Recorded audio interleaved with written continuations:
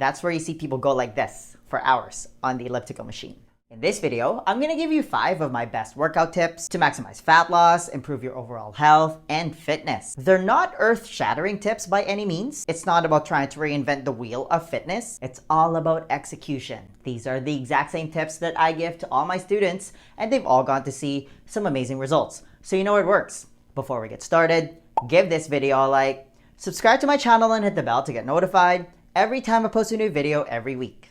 Okay, this is gonna be a bit of a step up from the basics, which are making sure you're doing resistance training to build muscle. Don't just do cardio, finding your optimal training frequency, and etc. And I have separate videos all about those topics, so make sure you check them out. But let's start with one of my favorites. This might be near the top as one of the best things to add to your workout routine. It literally gives you the best bang for your buck. And I have to admit, I was a little late to this party. I only started doing this when the world kind of went crazy recently, and it's made a huge impact in my health, especially my mental health, and all my students swear by it as well. Number 1, go for a walk first thing in the morning. How long should you go? It's really up to you. It can be as short as 5, 15, or 50 minutes if you have time. The longer you go, the better. But even a short 5-minute walk first thing in the morning can yield amazing results. And trust me, once you get outside, you're gonna want to keep going. Now, why am I such a big advocate for this? Going for a morning walk is hands down one of the best ways to set up your day for success and reaffirm this new active lifestyle you're living. If you're someone who's been working from home, going for a walk first thing in the morning as your commute and going for another walk at the end of the day as your drive back home is a great way to separate work from home. It also gives you some sort of routine and a sense of normalcy because it's so easy to just lock yourself up at home and not leave the house. There are also tremendous benefits when it comes to getting some early morning sun exposure. For example, it boosts your brain's production of serotonin. Serotonin is the key hormone that stabilizes our mood, feelings of well-being, and happiness. It also helps with sleeping, eating, and digestion. You also get some much needed vitamin D, which is actually a hormone that controls blood calcium concentration and impacts the immune system when you get regular sun exposure. Morning sun exposure also helps prevent certain cancers when done in moderation. This is important because 42% of the US population is vitamin D deficient. If you live near the equator, this shouldn't be an issue for you, but this is why seasonal depression is real when you live in a place with 4 seasons. Physically exposing your eyes to daylight first thing in the morning also helps set your circadian rhythm, which means you're gonna get better rest at night because your body is in sync with the sun. This is why junk light is so bad for you because it confuses your brain. But if you get good sleep at night, that also means you're gonna get better recovery from your workouts. Your fat loss hormones are gonna be better optimized, and you're just gonna be a healthier and happier human being because you're well rested. I have literally never met anyone who complained about getting a good night's sleep. It's a complete game changer. So get up first thing in the morning, get dressed, and go outside. I like bringing a cup of coffee with me to sip on. The world is also a little bit different first thing in the morning, especially when you get out there early enough. It's nice and quiet. You can also listen to a podcast or an audiobook while you're walking. And I've mentioned this tip many times in my walking videos, how walking while listening to an audiobook has literally changed my life. I went from reading 1 book a month to listening to 1 or 2 audiobooks per week. That's how I'm able to come up with new ideas for videos. You can also go with a walking buddy to keep you accountable. I've actually gotten my parents to do this and go for walks together. You can also use it as active meditation. Bonus points if you can go for your early morning walk somewhere close to nature like a park, a body of water, or a trail. Being in nature helps reduce stress, anxiety, and depression. Like, don't you just feel better when you're in nature? Number 2,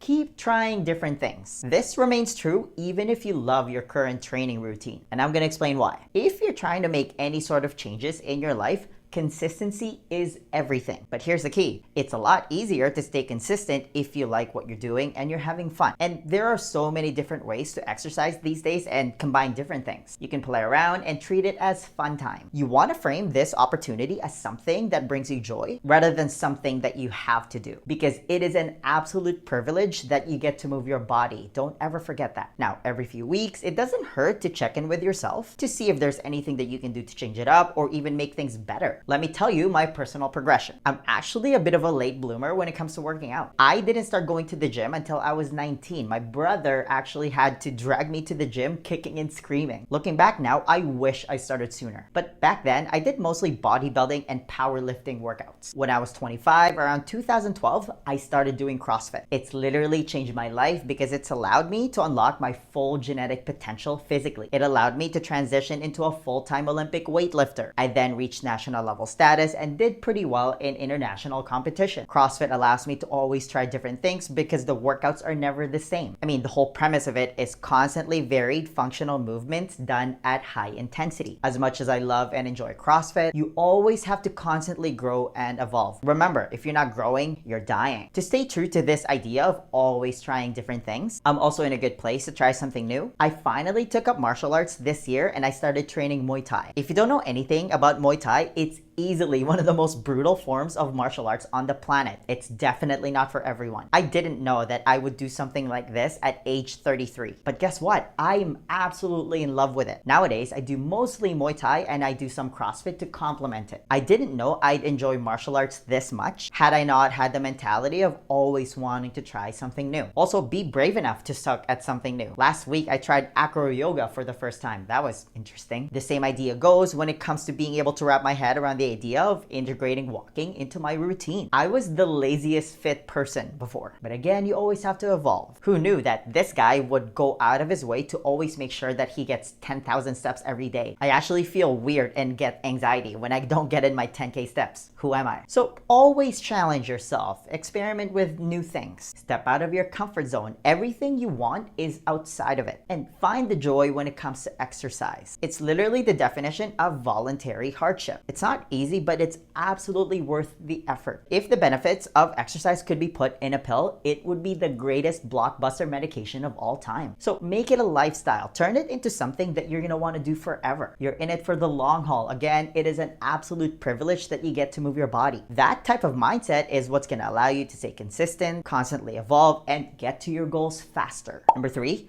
building a consistent routine is everything. This is directly tied to tip number 2 and is directly connected when it comes to achieving any sort of success in life. I know I just said experiment with different things, but in the grand scheme of things, you definitely want to build consistency first in your routine. For example, again, I started out with bodybuilding and powerlifting. That's where I built my solid foundation. I did that for years. Then I transitioned to CrossFit for years. Now I do Muay Thai and CrossFit. In a few years, I don't know, maybe I'll join the circus. Even if you're always constantly checking in with yourself and being open to new things, you want to be consistent with what you're doing first until you jump into something new, because being consistent over time is what gets you results. This is a big mistake that a lot of beginners make, in that they go too hard or too heavy right away. They want to get it all in one day. The problem with that approach is it usually leads to burnout, or they're so sore from that one hard workout that they don't make it back for the rest of the week, or worse, they get injured. If you've ever been injured before from working out, it sucks. Whereas if you're consistent with your effort every day, you're laying a good fitness foundation brick by brick, you're just focusing on just being 1% better every day, you can keep building on that. The other benefit of building a consistent exercise routine where it just turns into a habit and becomes part of your lifestyle is it completely takes motivation out of the equation. Motivation is great to get people started. The problem is it's fleeting. If you're doing something for the first time because you're motivated, that's great. But what do you do when the going gets hard, and it always does, and you're not motivated anymore? This is why the failure rate for New Year's resolution is something like 98%. It's directly tied to motivation, but again, it's effervescent. Whereas discipline and consistency is reliable. It's always going to be there. The key to success is training yourself to do the work when you're not motivated, when you want to do anything but exercise. This is why bad workouts are so much more valuable than hitting PRs. Having a bad workout means you still showed up to the gym regardless of how you were feeling that day. If you can get to a point where you don't think, you just do, you have a plan, you execute it regardless of how you feel, that's when you can start achieving some pretty amazing results and not falling off the wagon time and time again because you tied everything to motivation. So how do you build consistency brick by brick? You need to do 3 things. Number 1, set realistic expectations. It's gonna take some time. You're not gonna get it all in one day. You're also most likely gonna suck at first. That's okay. Just think, every expert was once a beginner. Number 2,